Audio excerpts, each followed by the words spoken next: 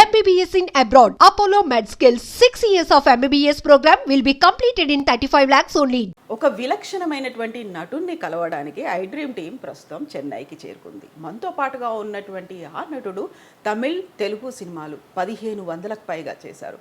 సాధారణంగా సినిమా అనగానే ఒక విలన్, ఒక హీరో, తండ్రి, ఫ్రెండ్, కామెడియన్, క్యారెక్టర్ ఆర్టిస్ట్, అన్న, తమ్ముడు ఇలాంటి రోల్స్ అన్నీ ఉంటాయి. ఆ రోల్స్ అన్నింటినీ పోషించినటువంటి ప్రసాద్ బాబు గారు మనతో పాటుగా ఉన్నారు. యాక్చువల్గా ప్రసాద్ బాబు గారి ఇంటర్వ్యూ కోసం ఆల్మోస్ట్ ఒక 1 year నుంచి ట్రై చేస్తుంటే ఫైనల్లీ ఈరోజు మనకు ఇంటర్వ్యూ దొరికింది. ప్రసాద్ బాబు గారు నమస్కారం. నమస్కారం. ఎలా ఉన్నారు మీరు? బాగున్నాను. Thank you so much. మాకు ఇప్పుడు కొంచెం టైం ఇచ్చినందుకు. ఆఫ్టర్ ఏ ఇయర్ ఫైనల్లీ మేము మీ ముందుకు వచ్చిన్నాం ఇంటర్వ్యూ కోసం. ఎలా ఉన్నారు మీరు? బాగున్నాను. మీరు అన్నారు 1 year నుంచి ఎదురు చూస్తున్నామని. అది నా తప్పు కదమ్మా. ఎందుకంటే నేను ఇంటర్వ్యూలకు కానీ ఫంక్షన్స్ కానీ ఎక్కడికి వెళ్ళను. ఎక్కడ కనిపించట్లేదు మీరు. ఎందుకంటే అన్నీ చూసా. అక్కడికి నేను చూసేది ఏంటి అన్నది అదొకటి. ఇంటర్వ్యూ నా గురించి అందరూ తెలుసు. మళ్ళీ ఎందుకు? ఆల్రెడీ సగం మంది జనం నేను గర్విస్తాను అనుకుంటారు. ఇప్పుడు మీరు 1 year దాకా ఇవ్వలేదు, ఇంకా గర్విస్తున్నది కన్ఫర్మ్ చేసుకుంటారు. అది ఎందుకంటే సినిమా ఇండస్ట్రీలో చాలా మంచి పేరు నాకు, అది గర్విస్తాను. ఎందుకంటే నేను ఎవరితో మాట్లాడను. ఫస్ట్ నుంచి కూడా అది బిడివి అంటారో కంగారు అంటారో అది చెప్పలేను. కానీ ఇండస్ట్రీ వచ్చిన దగ్గర నుంచి కొత్త మనుషులు, రకరకాల మనుషులు, వీళ్ళందరినీ చూస్తుంటే ఒక చిన్న ప్రపంచంలోంచి ఇంత ప్రపంచంలోకి వచ్చేసాను. రంగుల ప్రపంచం. అది ఎవరితో ఏం మాట్లాడితే ఏం తప్పు జరుగుద్దో. ఎందుకంటే మా ఊళ్ళో చిన్నప్పుడు శుక్రవారం అంటాం మేము, శుక్రవారాన్ని. ఒక పంతులు గారితో మాట్లాడుతుంటే ఆయన అన్నారు, శుక్రవారం ఏంటయ్యా అన్నాడు. ఓ, మన లాంగ్వేజ్ కూడా తప్పు ఉంది, చాలా ఆలోచించి మాట్లాడాలి. మాకు మామూలు అక్కడ. ఇక్కడ శుక్రవారం. ఈ ప్రపంచంలో ఇది ఫస్ట్ నేను నేర్చుకునే వర్డ్ శుక్రవారం. తర్వాత ఇంకో పంతులు గారితో మాట్లాడుతున్నప్పుడు జనరల్గా ఏమంటే పండుకొని, ఏం పండుకున్నావు అన్నాడు ఇంకో పంతులు గారు. మనం పడుకొని ఇప్పుడే లేచి అన్నది ఇది. ఏం పండుకున్నావు? అప్పుడు పండుకొని అనేవాడిని. ఓ, ఆ 2 ఫస్ట్ కొత్తలో నేర్చుకున్న పదాలు మాట్లాడే. అప్పటి నుంచి చిన్న భయం నాకు. మాట్లాడేటప్పుడు ఏ తప్పు వస్తే ఏమి రాదురా అని అంటారేమో. అలాగా ఆ భయం అంటే ఎక్కువసేపు మాట్లాడకుండా వీళ్ళతో పుస్తకాలు, నవల్స్ అన్నీ కొనుక్కొని నవల్స్ మీద చదువుకుని, షూటింగ్ ఉన్నా కూడా ఆ సీన్ చూసుకునేవాడిని. తర్వాత నవల్ చదువుకునేవాడు. నన్ను చూసిన వాళ్ళు అందరూ అనుకునేవాడు, వీడు గర్విష్ఠుడు అని.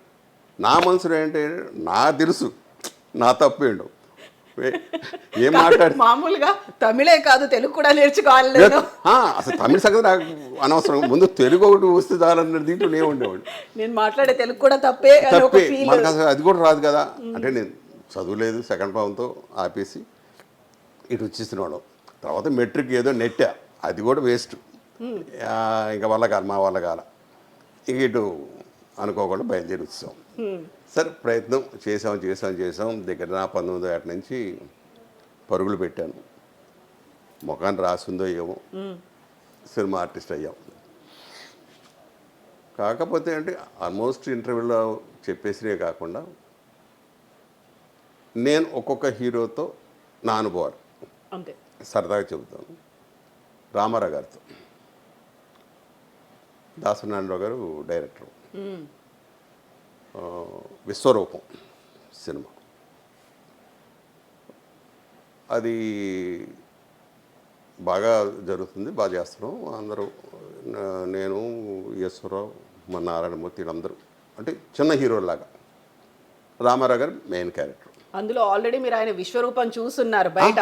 అవును, అన్ని సినిమాల్లో మామూలు కాదు. ఆయన అంటే ఏంటో ముందు భయం, ఆయన దగ్గర వెళ్ళడానికి భయం ముందు. కానీ ఆయన తర్వాత పరిచయం అయ్యి అలవాటు అయిన తర్వాత ఆయనంత సరదా మనిషి ప్రపంచంలో ఎవరు లేరు. బయటికే గంభీరం. ఆ, మ్, ఓ సీన్ ఆయన అంటే రామారావు గారు కాలేజీ వదిలేసి వెళ్ళిపోయే సెండ్ ఆఫ్ అది అంటారు ఆ పార్ట్ ఇస్తున్నారు. అందరు డైలాగులు ఒక్కొక్కటి చెప్తున్నారు. నాకేమో డైలాగులు ఇవ్వాల, అందరికీ డైలాగ్ రాసి ఇచ్చేసారు. నాకు టెన్షను, ఈడు నాకు డైలాగ్ ఇవ్వలేదు. అంతకుముందు ఏదంటే ఎవరైనా ఏమంటే అన్నీ మీరే చెప్తున్నారు, ఓ, మాకు కూడా ఏమన్నా చిన్న చిన్న డైలాగులు అంటే సరే ఇదిగో తీసుకోండి చెప్పిచ్చేవాడు. నారాయణరావు గారు ఏమన్నారు, ఏయ్ నువ్వు చెప్తున్నావు ఏంటి, సాధు అంటాడు నన్ను. ప్రసాద్ని సాధు. ఓ ఆ, అసలే మీది చాలా పొడవు పేరు ఉండేది, దాన్ని ప్రసాద్ కుదించారు, అందులో కూడా సాధు సాధు అయింది. అని. సరే ఓ సాధు నువ్వు చెప్పేయడం కాదు సార్, వాళ్ళు డైలాగులు లేవని అంటున్నారు కదండి, వాళ్ళని కూడా ఏడ్చేవాలే, నువ్వు చెప్పు మాకు తెలుసు అన్నాడు.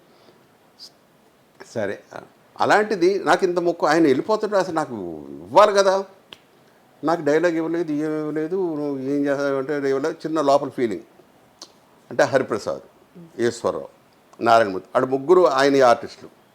నేను బయట ఉండు కాబట్టి నాకు ఇవ్వలేదు. చూసారా నా అక్కడ బుద్ధి లోపల స్టార్ట్ అయిపోయింది. స్టార్ట్ అయిపోయింది. సరే నా వద్దు సాధు వెళ్ళాను. సార్ డైలాగ్ సార్, ఈ డైలాగ్ కదా అని జేబులోంచి ఒక పేపర్ ఇచ్చాడు, ఇంగ్లీషు పేజీన్నర ఉంది. ఇటు ఇటు కూడా తిప్పా. ఏంటంటే నాకా రామారావు గారికి అన్న, చెప్పుబో అన్నాడు. సార్ నాకు తెలుగు సరిగా రాదు, ఇదేంటాడు బాబు నువ్వు ఇంగ్లీష్ ఇచ్చారు. అందరూ జనం అన్నారు బాబు కదా. నాకు తెలుసురా, ఏం చేస్తావంటే రామారావు గారిని ఆయన వెళ్ళిపోతున్నారు కదా, నీలో బాధ ఉంటుంది కదా, ఆ బాధని మా అందరూ రావాలి, మా అందరి కళ్ళలో నీళ్లు రావాలి, అందరూ చప్పట్లు కొట్టాలి, ఏం చేస్తావో చేసుకోవాలి. లోపల ఉన్న ఒక నటుడు ఉన్నాడు అప్పటికప్పుడు. మనకు నటుడు ఉన్నారు సార్, నాకే తెలియదు, నేను ఆయనకి చెప్తాను. సరే సరే సరే మెట్లు ఎక్కుతూ నేను అప్పుడు ఎక్కువగా మన శివాజీ గణేష్ గారి సినిమాలు చూసేవాడిని. ఎప్పుడైతే మౌంట్ రోడ్ వెళ్తే 2-3 సార్లు ఆ సినిమాలు చూసేవాడిని. ఆ భార్య పోయినప్పుడు ఒక సంఘ పథకం కూడా, భార్య పోయినప్పుడు ఆ చిన్న ఇది ఆ ఫీలింగ్తో అలాగే మెయింటైన్ చేస్తాను, అది గుర్తొచ్చింది. సరే నేను కూడా అలాగే కళ్ళు ఆర్పకుండా అలాగే మెట్లు ఎక్కుతూ వెళ్ళి వెళ్ళి వెళ్ళి ఆయన దగ్గరికి వెళ్ళేటప్పటికి నా కళ్ళలో నీళ్ళు స్టార్ట్ అయిపోయింది. ఎదురుగా ఆయన చూస్తే ఆయన కళ్ళలో నీళ్ళు, ఇద్దరు గజనం పెట్టుకోవాలి, ఇద్దరు అలా ఓ వచ్చేస్తున్నాయి. ఆయన నన్ను హట్ చేసుకొని ఓ గట్టిగా అంటే నాకు ఊపిరి రావట్లా. సార్ నాకు ఊపిరి రావట్లేదు సార్, సార్ నాకు అని తీసి ఇద్దరం కళ్ళు నాగా కళ్ళు చూసి కట్టని తర్వాత వెరీ గుడ్ బ్రదర్ మాకు 3 తెప్పించారు అనేటప్పటికి మొత్తం అందరు క్లాప్స్ టోటల్గా. అప్పుడు రాళ్ళపండి కామేశ్వరరావు గారు అని పెద్ద ఆర్టిస్ట్, ఇంగ్లీష్ ఎక్కువ నాటకాలు ఆడతారని, ఆయన అయితే దగ్గర పిలిచి రే అంటే నేను చిన్నప్పుడు చూసారా, నువ్వులో ఇంత పెద్ద ఆర్టిస్ట్ ఉన్నాడు అనుకోలేదురా అంబిక, అందరూ టోటల్గా అందరూ కూడా అప్పుడు అమ్మాయ అని అనుకున్నాను నేను. నారాయణ గారిని ఒరే పాస్ అయిపోయేవరా, ఓకే నువ్వు ఏ వేషాలను వేసుకోవచ్చు ఇక నువ్వు అని ఆయన. అదే రామారావు గారితో జరిగిన ఇన్సిడెంట్. అప్పుడు తర్వాత నాగేశ్వరరావు గారు, నాగేశ్వరరావు గారితో ఒక సినిమా, అది కూడా దాసనారాయణరావు గారిది. నేను కొత్తవాడలో బెస్ట్ హీరోగా అప్పుడు 73లో దగ్గర 7-8 హీరోలు వచ్చాం. బెస్ట్ హీరోగా నేను వచ్చాను, పాత వాళ్ళు అక్కడే నాగేశ్వరరావు గారు వచ్చారు. గీత ఫస్ట్ సినిమా నాది. అప్పుడు నాగేశ్వరరావు గారు స్టేజ్ మీద వస్తుంటే నేను కారు మీద కడేసి కూర్చున్నా. నాకు తెలీదు అంటే అంత గొప్ప ఆయన ఈయన లేవాలి అన్నది కూడా నాకు తెలియదు. అంటే అదే గర్వం అని, అది అయ్యి ఉండొచ్చు, అది కూడా తెలియదు, ఏం చూసుకుని గర్వం, కానీ లోపల భయం అన్నమాట, లేవాలా లేస్తే కూర్చోవాలి అన్నట్టుగా ఉండింది నా పరిస్థితి. ఆయన ఇలా అంటే చూపులు ఉంటాయి కదా, ఆయన చూపులు వెళ్ళిపోయారు. లోపల నాకు పిగుతుంది, అది గుర్తొచ్చింది ఆయన స్టేట్. సరే ఫస్ట్ రోజు ఆయన రాగానే కాళ్ళకి నమస్కారం పెట్టాను. ఏయ్ నా దగ్గర ఇలాంటివి ఉండవు, అక్కడ పెట్టుకోండి అన్నాడు. సార్ మీరంటే గౌరవం, మేము మాకన్నా వయసులో మీరు పెద్దోడు, మేము చిన్నవాళ్ళం, ఎందుకు పెడతా ఉన్న దండం? మిమ్మల్ని కాకా పడతాను కాదు, పైగా మీకు వేషాలు కూడా లేవు, మీ ఉండే సంవత్సరానికి ఒకటో రెండో, నాకు సంవత్సరానికి 10-15 సినిమాలు ఉన్నాయి. ఇలాగే అన్నారు ఆయనతో. మరి ఏంటి అన్నాడు. ఈ ఇన్సిడెంట్ జరిగిందండి, కాలు మీద కాలేసుకుని కూర్చున్నాను, అప్పుడు తప్పు చేశాను, ఆ తప్పు ఇప్పుడు సర్దిద్దుకున్నానండి అని. ఏడ్చావులే రా అని అప్పటి నుంచి ఆయన కూడా మొదలుపెట్టాడు, సాధు రా అని కబుర్లు చెప్పడం.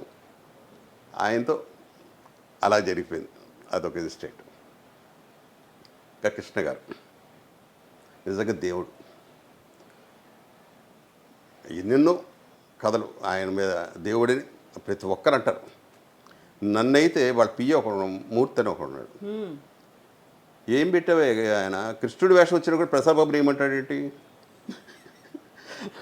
అలా ఏ మందు పెట్టావా అనేవాడు. నేనేంటంటే ఫస్ట్ సినిమాకే ఎలాగ ఉండాలో అలాగ మామూలు ఇలా అనేవాడిని. ఆయన పెద్ద ఈ నమస్కారాలు ఇవన్నీ ఉండవు, నేను అలాగే వెళ్ళిపోయాను. అది దొంగల బేట, త్రిమూర్తి ప్రొడక్షన్లో సైడ్ విలన్ క్యారెక్టర్.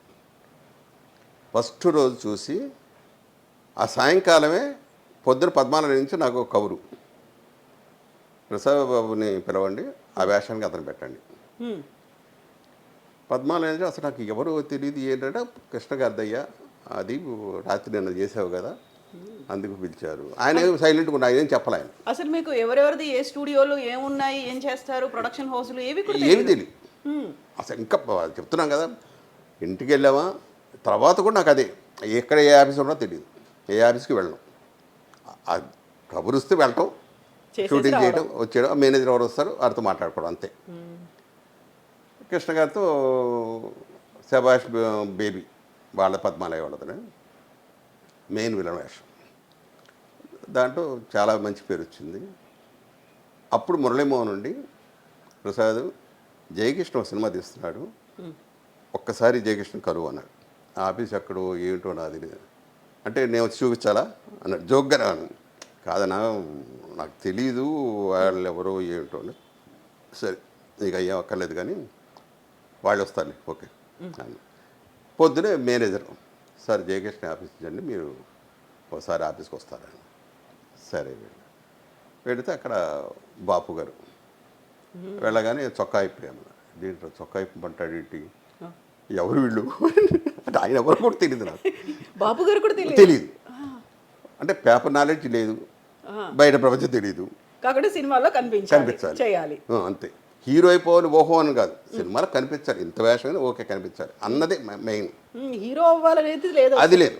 అబ్బి అంత ఇది మనకుందని నాకు తెలియదు, వద్దు అన్నదే. ఏదో వచ్చామా 4-5 వేషాలు తీసుకుని వెళ్ళిపోయాం అంతే. సరే తీయమని సార్ చొక్కా ఇప్పాను, నువ్వు పో అన్నాడు. ఏం చూసారు, చొక్కా ఇప్పమన్నాడు, ఇప్పాను, చూసాడు, పో అన్నాడు. యాక్టర్ కావాల్సింది డైలాగ్ చెప్పాలి, అసలు ఏ డైలాగ్ అన్నది అసలు అడగడ వెళ్ళిపోయాను. కన్ఫామ్ అయ్యా నువ్వే భీముడు అని ఒక క్యాసెట్ ఇచ్చారు. భీముడు అంటారు ఏమిటని అనుకున్నా. సేవడు అసిస్టెంట్ డైరెక్టర్ని అడిగా, ఏంటయ్యా ఇది అంటే, పెద్ద వేషం ఇది కృష్ణరాజు గారు వేయాలనుకున్నారు, దీనికి ఒక పాట కూడా ఉంది అని నాకు భయం పట్టుకుంది. ఈ క్యాసెట్ ఏంటన్నా, ఇది కన్నడలో తీశారు, ఇది చూసామంటే నీకు ఒక ఐడియా వస్తుంది. సర్లే అన్నాను, అది చూడాల పక్కన పడేశాను. నాకేంటంటే ఒక అతను చేశాడు, ఓకే బ్రహ్మాండం చేసి ఉండొచ్చు, కానీ చూస్తే డెఫినెట్గా అతని టైపు కాపీ కొడతానా లేదు నేను చేసుకోవాలా కన్ఫ్యూజ్ అయిపోతాను. ప్రతిసారి కంపారిజన్ అనేది చూసుకుంటారు మీరు, అంతేగా మరి అన్నప్పుడు వద్దు అని మనసులో అనుకొని చూడాల. వీళ్ళు అడిగారు చూసానండి నేను. సరే బాగా చేసుకోవాలి కృష్ణరాజు గారు అందరు మురళీమోహన్ అందరు ఒక రోజు 2 రోజులు అలాగ ఆ క్యారెక్టర్ ఎక్కడికి పోదు. నాకు నాయన చాలా పెద్ద వేషం, మనం చాలా జాగ్రత్తగా చేసుకోవాలనుకున్నాం. పోటీ అప్పుడేంటి మాకు అందరు కుర్రోళ్ళతోనే పోటీ, వాడు ఎన్ని సినిమాలు చేస్తున్నాడు, వీడు ఎన్ని సినిమాలు చేస్తున్నాడు, మనం ఎందుకు తక్కువలో ఉన్నాం, మనం కూడా ఎక్కువ చేయాలి.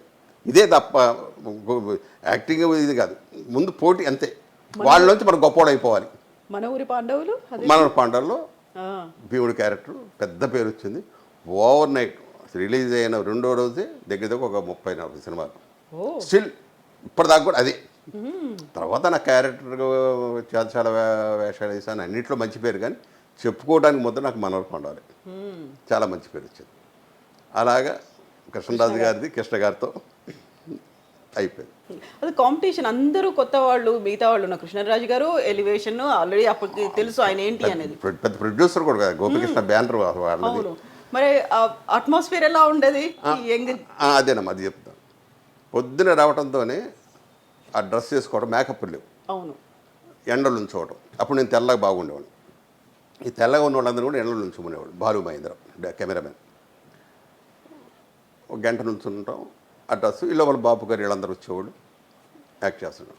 ఒకరోజు నాకు షూటింగ్ లేదు, నేను మామూలు ఫ్యాన్ షర్ట్ వేసుకొని జనాన్ని సత్తున్నా. జనం అప్పుడే అలవాటు పడిపోయారు, అప్పుడే అలవాటు పడిపోయారు బాగా. ఇక వాళ్ళందరినీ నెడుతున్నా, ఎవరో కుర్రోడు బాపు గారు అడిగారట, మన భీముడు కృష్ణరాజు మన భీముడు అండి, ఏంటి ఇంత బాగున్నాడా అంటే భలేవాళ్ళే, అదే చాలా గొప్ప విషయం, అది ఆడికి అది మంచి పేరు వస్తుంది అది అని కృష్ణరాజు గారు అప్పుడే చెప్పారంట. ఆడొక్కడికే మంచి పేరు వస్తుంది అని చెప్పాను. తర్వాత నిజంగా అంత మంచి పేరు వచ్చింది, బాగానే చేసాం. ఇలాగా ఆల్మోస్ట్ అందరూ హీరో బాలయ్య గారు అని, ఇంకా అక్కడి నుంచి సక్సెస్ ఫార్ములా అంటారే, ఆర్టిస్ట్గా ముద్రపడిపోయింది. అన్ని సినిమాలు చేసేవాడిని. కాకపోతే ఎక్కువ 40-50 సినిమాలు 40-50 రోజులు అడిగితే ఆడది తప్పించుకొని అది ఎంత పెద్ద హీరో వేసేది ఇటు వచ్చేవాడు. ఎక్కువ సినిమాలు చేయాలి, నెంబర్లు అంతే. 40-50 రోజులు అడిగారంటే మోస్ట్ పవర్ఫుల్ రోలే అయ్యి ఉంటుంది మీకు. నేను అది ఫస్ట్ కొత్తలో అలాగే దెబ్బతిన్నాను. 40-50 రోజులు అడిగి మహా అంటే 4-5 రోజులు చేసేవాడు, మిగతా రోజులన్నీ అలా ఉండేది, ఊరికి అలా ఉండిపోయి చెప్పేవాడు కాదు.